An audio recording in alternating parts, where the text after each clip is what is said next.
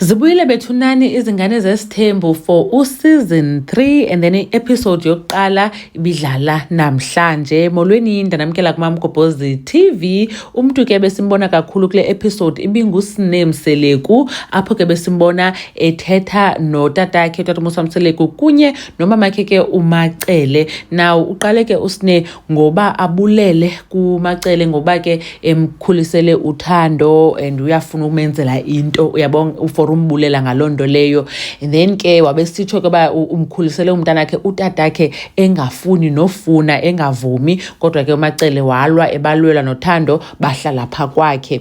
And then ke uMacele wathi hayi akho ngxaki sine, mna akho nto enkulu ndifuna undenzele yona, qha ndifuna nje ba ukhe wenze izinto kakuhle ube ngumntana oright ukubone.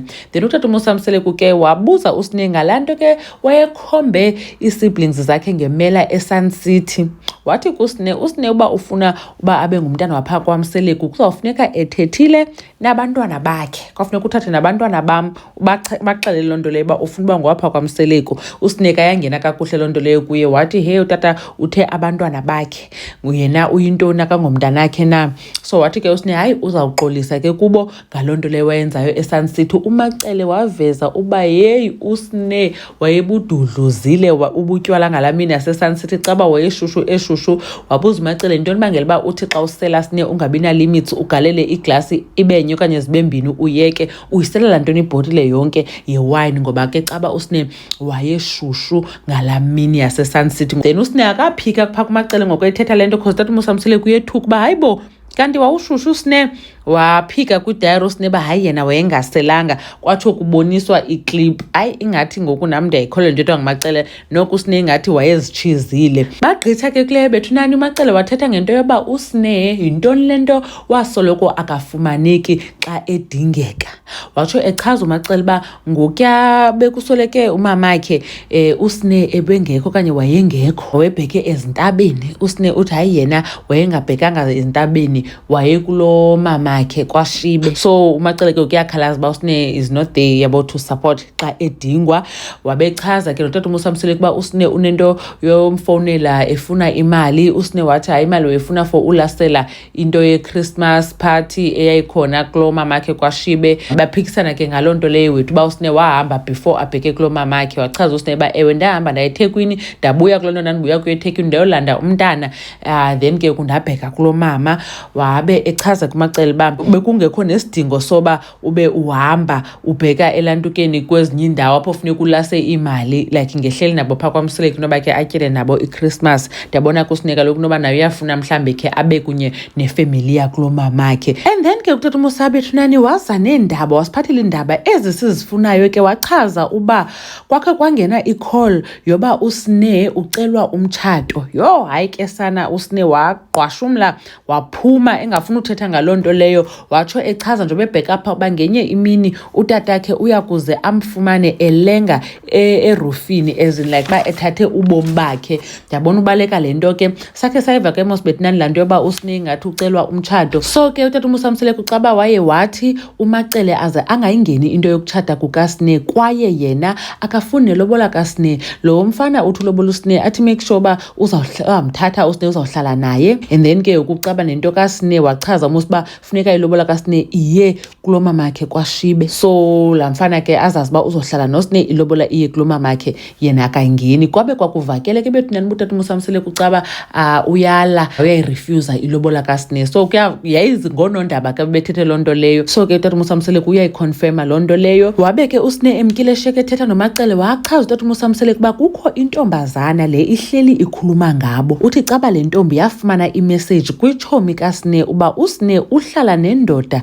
eThekwini and ayiyo le ndoda azotshata nayo. Ndasikhumbula ke bethunani eso story, nam ndasive eso story kuFacebook sifakwe ngezi colleagues zam. Then nam ke ndenza ivideo apha ku-YouTube. So caba ke kule ntombazana yaye yaxelela le ndoda ibizolobola uSneh, then ke inoba yaphela kanjalo ke into yokutshata kukaSneh. So befuna uSneh azomxelela uba kwahambeka kanjani ngento lobola, cause uthi wade waba ngumntu caba ombi yena kuba engafuni uaccepta into yolobola kaSneh. Uthi uSneh wade wathi utatakhe akekho right okanye ungcolile kancane kuyavela uba ungumntu ombi. Njengoba ke ngokubethetha ke ezi izinto uSneh akasekho, usekitchen bashiyeke bobabini noMacele. uMacele wachaza uba uTata uMosamseleku wathi noba ngubani ofuna ukulobola uSneh uyakuya kwaShibe njengoba besenditshilo, kwaye yena ngekhe abe yingxenye yamalobolo. Wathi akafuni into izakuza okanye azakuza kuyo. Wahamba ke uTata uMosamseleku, uSneh wabuya wabe uSneh ke phofu bekhe wachaza noba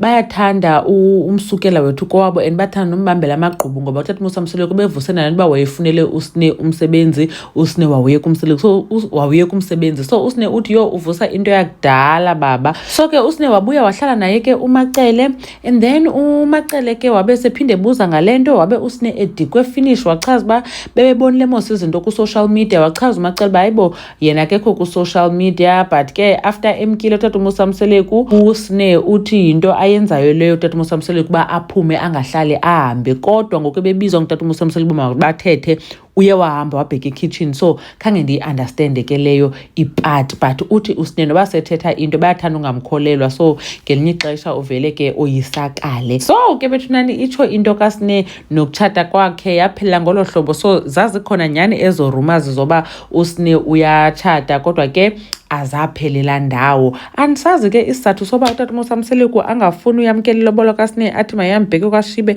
Ngoku ndisike ndaconfuse, andayazi noba uSneh yade yagqibeka na into yakhe yesibongo, cause ndagqibela mos besathetha, I think uThando neSithembu ingathi kuchaza uba itshintshekile into yakhe. Ayi andiyazi kwafuna yakhe sijonge, but anyways ibinjalo ke bethunani le episode. uTirelo naye simbonile ethetha nefriend yakhe esibonisa uba kwenzeka ntoni kwi-relationship yakhe kunye noMpumelelo. Ndiza kwenza ivideo eseparate ngaleyo. And then enye isini ke ibingulwandle kunye noAbo, kha kubekho nto ingako wethu. So ivideo elandelayo izoba ngoTirelo noba kwenzeka ntoni phakathi kwakhe noMpumelelo. Besibonisiwe ke netrailer yale season yonke guys. Hey, ingathi kuninzi okumnandi esiza kuenjoya okuzayo. Sizawubona ne-girlfriend kaMpumelelo, well okanye ulo azamlobola, cause siyabona kulotyolwa, but ke i-question ithi kuzawuqalwa ngabani, ngoba ngoku uTirelo senayo nemikhinkqi